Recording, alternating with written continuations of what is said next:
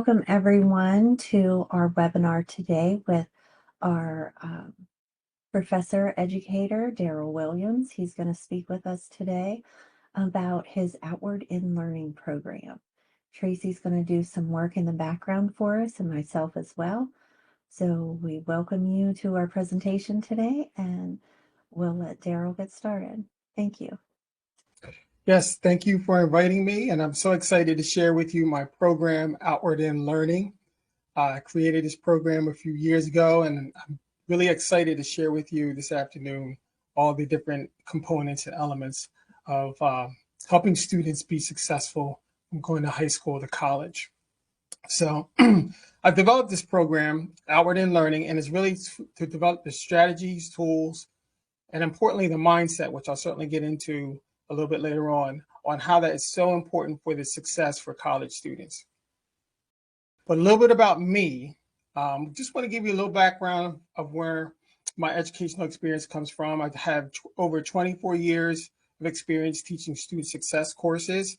I currently teach at a community college in Pennsylvania. I teach first year experience. So I'm very passionate. I've been teaching student success for quite a while, and I've seen a lot of shifts and changes with students and different curriculum and things they need to be aware of as they adapt. And because of that, I'm a big advocate for student development and empowerment. I realized over COVID, when everything migrated to go online, and I was already teaching online at that point, that it was a really difficult shift for everyone, students and educators. And I really saw since COVID how students really kind of lack some of those developmental skills to be successful in college, certain key things that they were missing. And I really wanted to focus on how can students develop that, get better, improve in those different areas so that they can be successful in higher education. So I developed the program, I think it was around 2020, 2021, and I officially launched in 2022. And I brought this program together, Outward in Learning, to develop my own platform to really target high school juniors and seniors and first year students. And really beyond that too, I could actually help 10th graders, but I can also help students that are a little bit further along in their college experience. A little other component to my background is that I do have a counseling background. My degree was in higher ed counseling, my master's degree, and I did have a number of years experience in counseling. So I kind of used the two and married the two, education and counseling, and I've developed a coaching program, which I'll certainly talk about a little bit later on during this presentation. So some of the fundamental principles that I like to cover with my program is the growth mindset. And we've heard about this term quite a bit, but it really kind of trickles down into the other aspects of student success. With that growth mindset, the strategic learning. So do they have the skills? There is a number of skills and strategies and techniques that students will need to master in order to be successful in their studying. Studying is a huge component of college. So if you're just mindlessly going through it and you're just putting in the time, but it's not effective, it's not going to suit the student very well. Among that would be the self-esteem, consistency, and grit. So the self-esteem I kind of equate to the confidence. So having that confidence, which is very important. As they develop confidence, they develop the consistency. And of course, when the going gets tough, that's when the grit aspect comes in. So I'd certainly talk about grit. One of the things I do cover is goal setting and grit. So having that grit to kind of persevere through those moments of difficulty, it's very important in college success. So these are kind of like my fundamental principles with my program. Other important elements as well. I do cover motivation, so I kind of put together here a few different key terms, but motivation's a big one. Time management is absolutely huge, which I'll talk about in a moment, but also attitude, consistency, grit, confidence. You can see some of the others. These are all some of those important components that you would need to be successful in college. So it's not just the academic side, it's also the mindset and how they approach their academic and their studies. So why outward in learning? Well, let's face it, tuition costs are not cheap. Student loans are going up. Success rates are not what they should be, and dropout rates are looking kind of grim.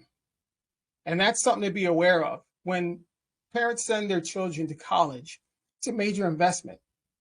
And it's an investment that you're really undergoing for 4, 5, 6 years.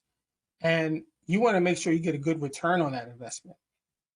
So with tuition costs and student loans, it's important that you maximize that opportunity. But we also want to make sure that you're successful. So being successful in college, the goal would be to graduate. And unfortunately, some students do not make it and they drop out and they have to come back. But the goal obviously would be to graduate. So I want to share some interesting facts with you. And I got this from a number of different resources, educationaldata.com, collegedata.com. So actually, the current student loan debt has increased to $1.7 trillion. The average student loan debt is $38,375. So you can see, like I said, it's a major investment. But what I find interesting as well is that 6-year graduation rate at public institutions is 63%. So what is that telling us? Students are taking longer to graduate. More and more students are taking longer. And I'll kind of allude to that in a moment. Why is that the case? You know, we always thought of college being 4 years. And to be fair, it's really 4.5, unless you include a summer session or a winter session. That 120 credits should really take you about 4.5 years or 4 years if you're taking summer classes. So why are students going longer? I'll talk about that in a moment. So among all students, 39% drop out. So when you think about that, that's a pretty large portion of students that don't even make it to the finish line. So that's something to consider. 23.3% of first-time undergraduates drop out within 12 months. So you're thinking about almost over 1 out of 5 students don't even make it their first year. And that first year is so important. That's why a number of institutions have the first year experience, and it's a mandatory course that students would need to take because they know that first year is critical for success. If you're already starting with, struggling with your first semester or your first year, and you're not making the grades that you should be, it's really hard to pull those grades up. And then students get overwhelmed, and therefore, it leads to a very difficult academic journey. 50 to 70% of students change their major. That's very interesting. And I'll talk about that as well, because part of my program is to look at career discovery and exploration. And I'll share a little bit about why I feel like that's important and what I offer through Outward in Learning. But 50 to 70%. I don't have on here, but I want to share an additional fact that 20 to 50% enter college without knowing their major. And I've seen that through my experience. So we get to the finish line to graduate from high school. Okay, we pick a school. We go to the 4-year school or college or university, and are not giving really a whole lot of thought of what major they want to pursue. They might have a major, but they haven't really done the research. So then a lot of times they're changing majors. Nearly 33% of students feel academically unprepared. And then 19% of first-year students struggle to balance their lives. Let's dive into this a little bit more. So I got this again from collegedata.com. What aspects of college were students least prepared for? And you can see with this pie chart here, you see the different components with financial, social issues, life balance, and then we have academics. But a large portion of that, in fact, exactly a third, is academics. That's what they were least prepared for. So graduating from high school, you're going into higher education, but a third of students were shocked or overwhelmed or least prepared, we'll keep it at that, on that aspect of college. When we break it down even further, we look at academic workload, amount of studying, the level of class rigor, the studying for exams, and then the class sizes was an impact. But if we look at this pie chart a little further, we see that the amount of studying was 11%, was the largest component of that 33%. And then we have in there academic workload and then level of class rigor. But the amount of studying, they're just overwhelmed. But I have an arrow pointing to life balance. And when I kind of think about that, and this goes back to time management, I'm wondering how much is time management actually involved with that life balance? Because it says here about 19% is based off of struggling with life balance. So a lot of times it might be juggling and having poor time management skills, and that impacts their studying.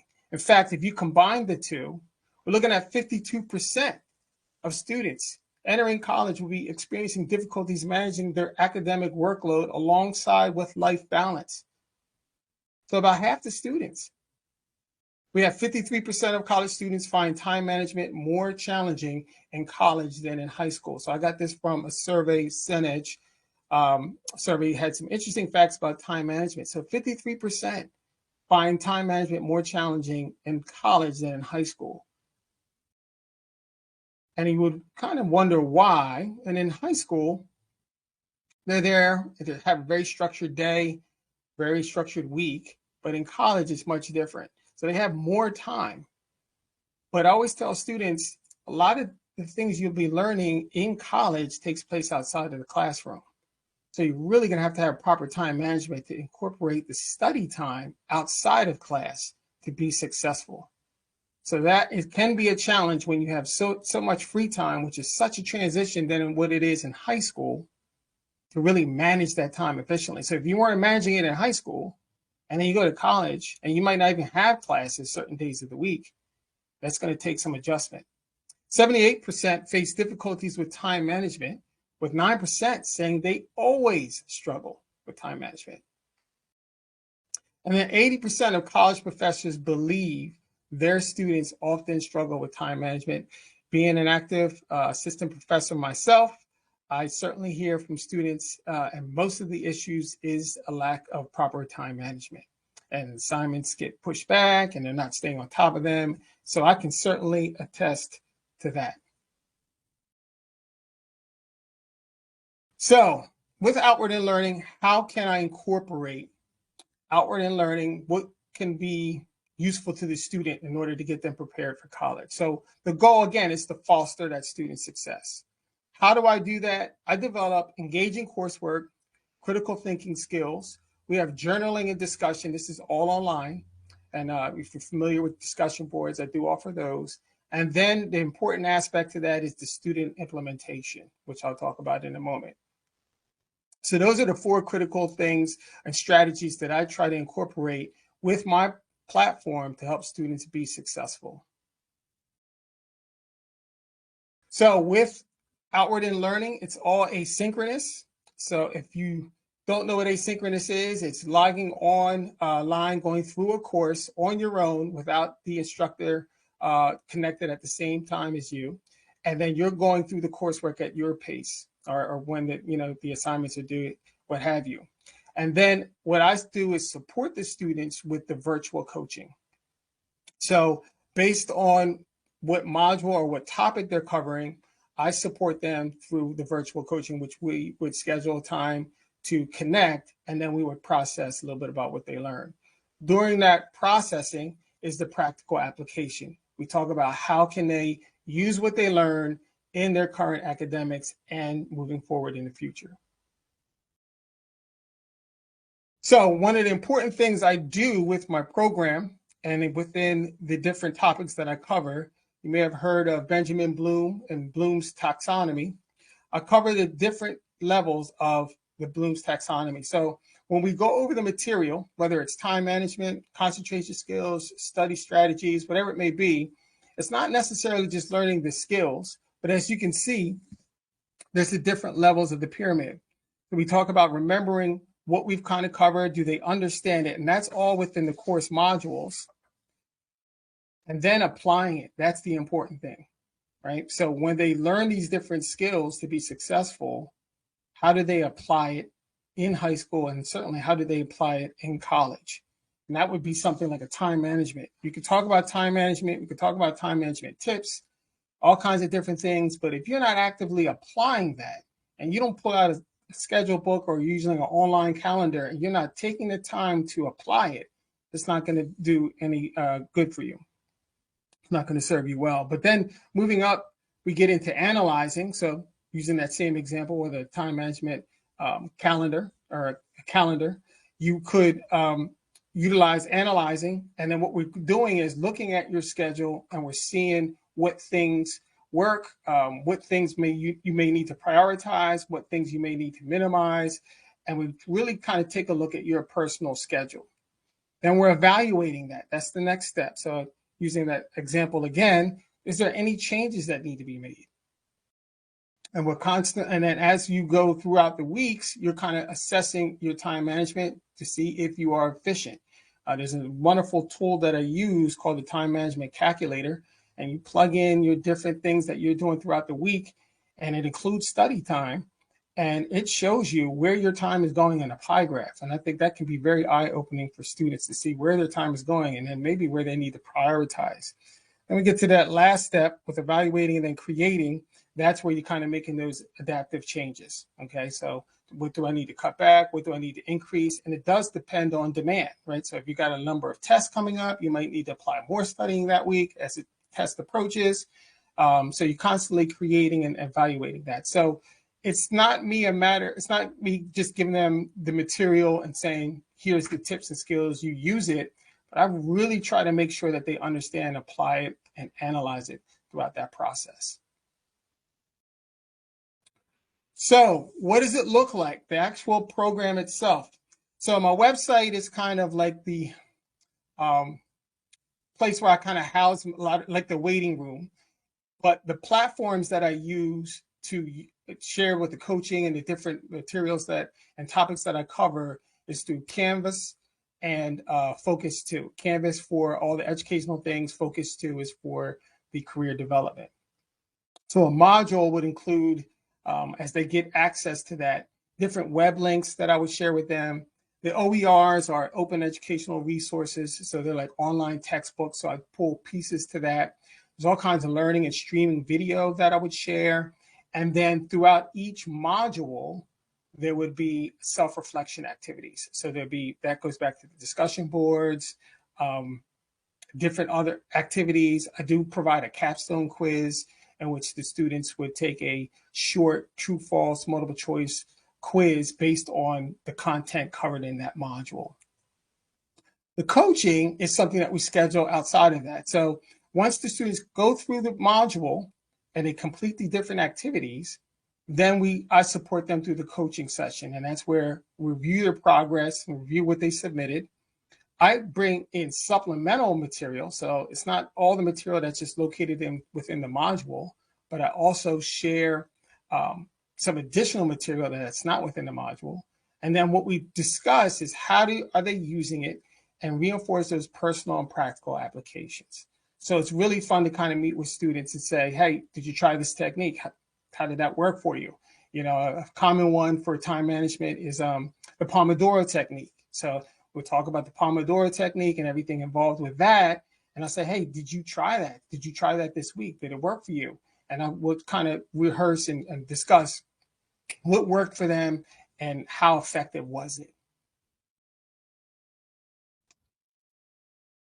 So what does the coaching entail?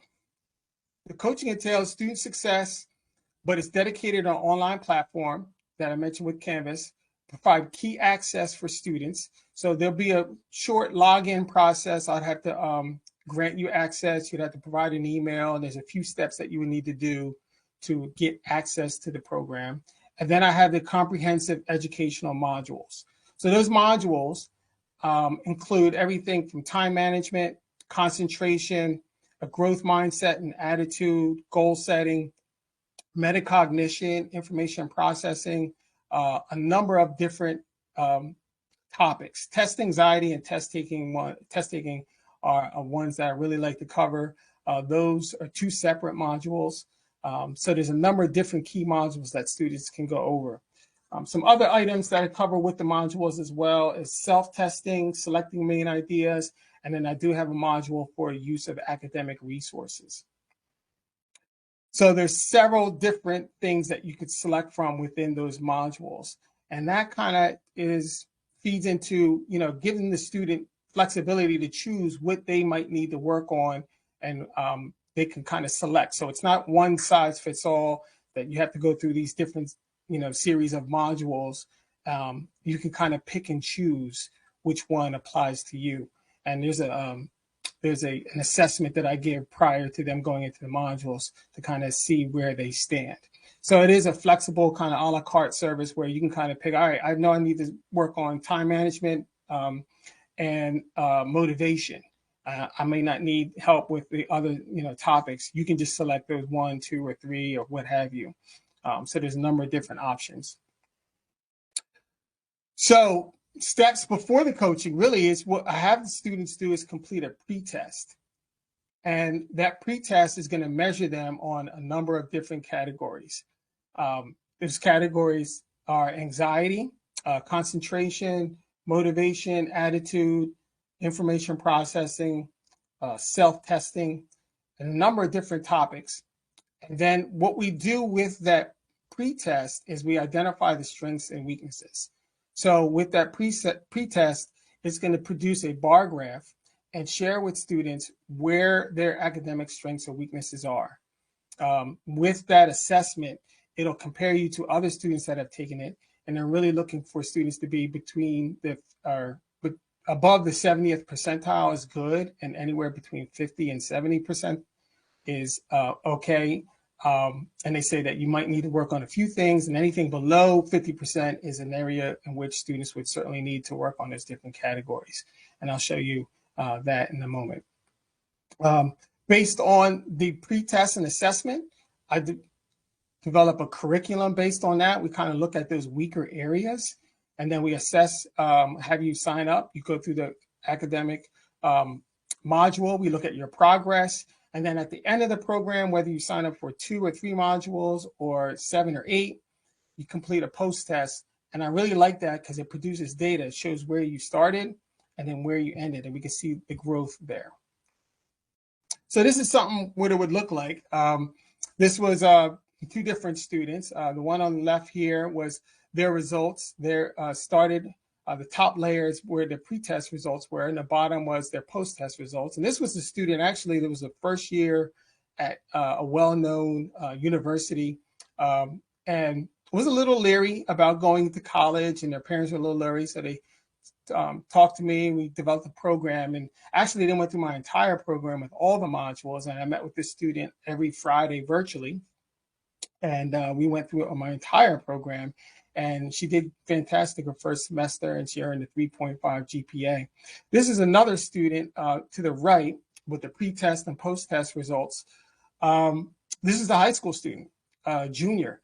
And you can see to the top there on the right-hand side is the pre-test results. And you can see with that gray shaded area is where you're kind of average, and anything above that is great. You can see that in all the different categories measured with anxiety, attitude, concentration, information processing, so forth, they scored below the 50th percentile. So they were pretty weak. And then you can see even with information processing and then test strategies, they were extremely low. But then we took the post-test, and this was a student, again, went through my whole program, took us about 8 months. We met, when it was convenient for both of us, and then when it worked out, and you can see their post-test results.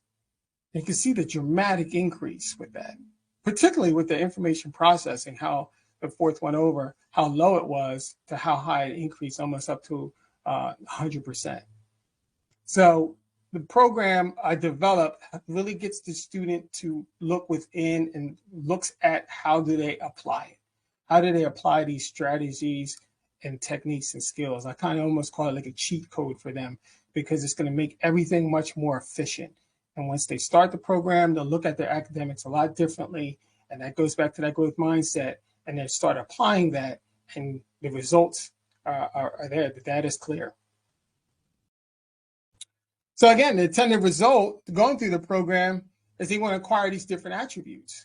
So whether it's developing strategies and the skills and techniques, as I mentioned, consistency, which is really important. We talk about that with goal setting, and I have goal-oriented. Time management is a big one, a very popular one that I cover. Engagement, so student engagement, and what does that mean? So we talk in depth about active learning. What does that mean inside the classroom and outside the classroom? We talk about preparedness, and students are more prepared. So having a time management schedule, just looking at studying. We talk about how it's important to develop their recall and memory with information processing. So that is preparedness. You don't wait, obviously, the day before the test or just a few days before the test. But we talk about the steps weeks out to get prepared for a test and how to, how they can put forth their best effort and be successful. Accountability is very important as well, and it's self-discipline. So just really being consistent with the different items that they need to do, utilizing the different techniques, and also being aware of their schedule and how does that apply to what they're trying to learn. All right, so now I'm moving into career development, career discovery and exploration. That is another component that I offer with Outward In Learning. So what I found, and going back to that slide I mentioned, a lot of students are undecided or to change their major. Okay, 50 to 70% change their major. So I developed a career discovery and exploration program, and within Outward In Learning, and that's another software that I would give you access to and you could use. But what we look at is we look at personal aptitudes, your skills and abilities, look at potential majors. We take a really good look at it. So instead of saying, I want to go into psychology, we look at what does that mean? Let's pick a school. Let's look at psychology. Let's look at the actual curriculum at that school. And what does that mean? So we don't just, we take a little bit of a deeper dive into it. And that goes with the career planning and the research. So that's another component that I use as well. And we take a deep dive into what does that mean if you're going to go into psychology? What kind of careers could you pursue? And then we do some research with that. And it looks something like this. With the career planning, it's 3 different lanes. We're trying to get the students, so to speak, across the bridge. So with the career discovery and exploration, we're not going to, we're not saying that you will have a major picked out, you'll have your career all laid out before you. But what we're trying to do is get the students a little closer to what might be something they'd be willing to pursue. So instead of, they would have a more in-depth understanding about their own abilities and what they're good at, and then how does that apply to different majors. So we take a hard look at career planning, that student exploration, and then the occupations as well. And that looks something like this. With the career planning, there's a number of different self-assessments. So we look at what sort of assessments that apply, what assessments that would kind of guide them on what careers would align with their interests. And then we have career exploration, and then we look at their academic strengths. But then with the student exploration, we're really looking at their work interests, personality, work values, and personal skills. So that's that piece. And then we have the occupation. So we have occupations by job family, and then we compare and contrast different occupations. Then we look at college majors as well. We spent a little bit of time doing that research. We looked through the Bureau of Labor Statistics. We started getting some information from that as well.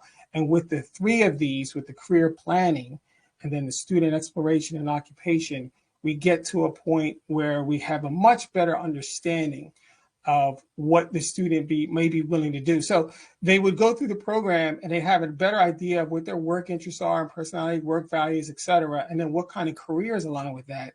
And then the ball started rolling. We get the process rolling. So then when they do enter college, they can have an idea of what major they want to pursue or what majors, and then not kind of, go a year into college and then realize that, it's something I'm pursuing a major I'm not really interested in, because students tend to look at, surface level with the majors, and they look at, how much does it pay, and they look at, I can make this much money in this career, without looking at all the different components and what does that mean if you were to pursue that career, how much education, what kind of training, certifications, would you need an advanced degree for that? So we really take a harder look at that to make sure that students they're much more informed and have a little bit more guidance as they pursue that major and career and as they go to college.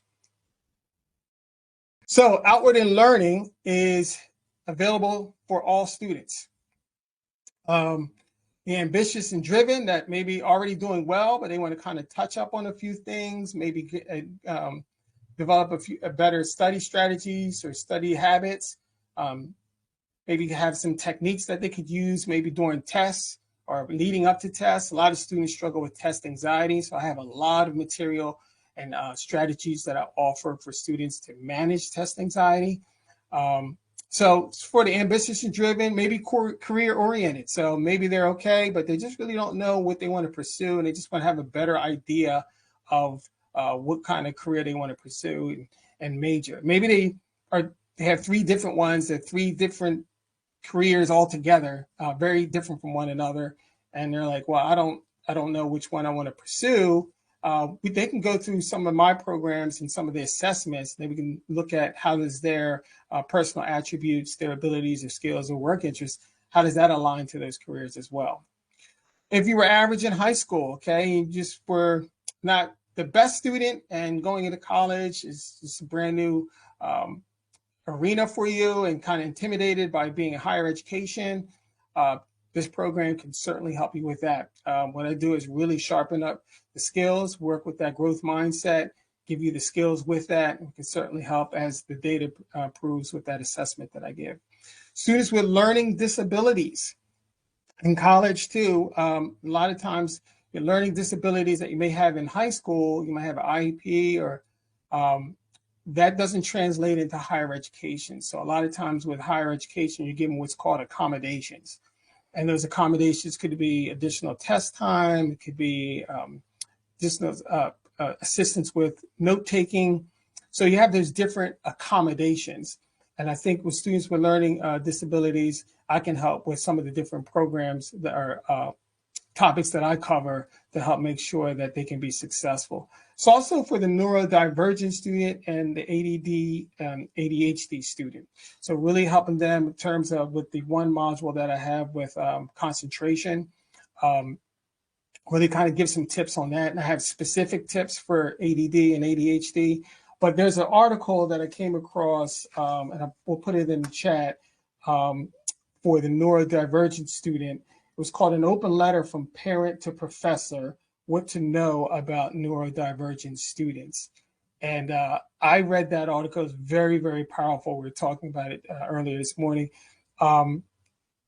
It's very powerful on both sides, from the parental perspective and sharing that with that open letter and some of the difficulties that their daughter was experiencing, but also from an instructor, professor perspective, and realizing how we can be supportive as we can. So I think with those students too, where they may not get that support in high school through the IEP, I think it's very important to be aware of that, but I can also provide the skills to kind of get them prepared and kind of alleviate some of that difficulty they might have. They might need still support, but again, my program gets you prepared to be successful in college and gives you some of those tips and strategies going in.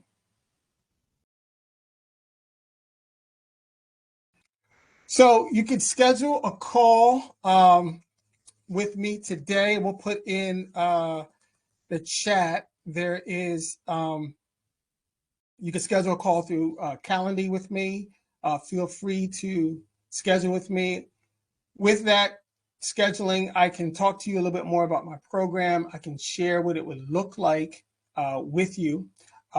Right now on my website, you'll see there's a free course called Understanding the Syllabus and Its Importance.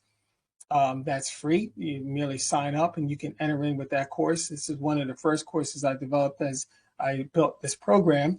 And I realized that students weren't realizing the importance of the syllabus. And so I have fun with that course. It's really, it's a very short course, but it helps students understand the importance of that, which is basically a contract between the student and the instructor. But you can also request a demo through me. So again, when you schedule that call, what I can do is walk you through, again, my platforms, give you an idea what it looks like. And I even grant you access to some of the different topics that I cover within that platform. As you can see listed there, the college success, I do one on goal setting and then processing information. So I can give you a demo on that, give you access to that so you can kind of get a feel. And if it's like, okay, this is interesting, I'd like to know more, I'd like my son or daughter to know more about that, and perhaps then we can have a discussion on how to get you access to my main platform. And with college, success favors the prepared. And it's made me think too, we oftentimes take steps in making sure that we're prepared for the big game or whatever it may be. And I was thinking about this, we do, it's just like if somebody who's going to soccer practice or they're going to basketball practice and the season's coming up.